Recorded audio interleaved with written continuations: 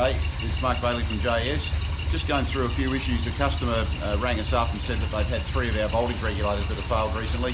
So we thought we'd ask them to bring the vehicle in and just do a couple of checks on it. A few things we found. There's some fairly dodgy connections near the alternator that were all taped together that were possibly shorting out. One of the regulators had a blown fuse.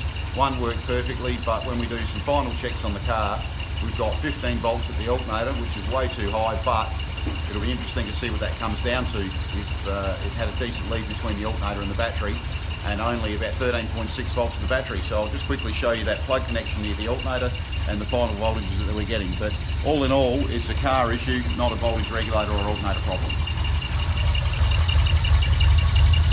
You can see the plug connections down there.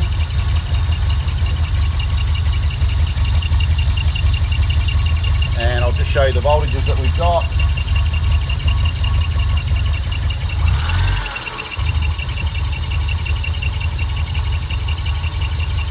Okay.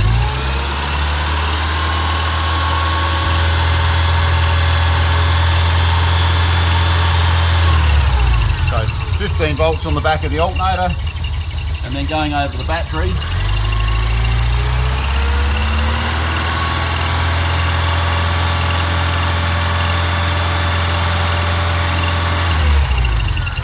So almost 1.5 volt drop between the alternator and the battery. Interesting to see what it'll be like too once the customer runs a decent cable around from the alternator to the battery, gets rid of that voltage drop.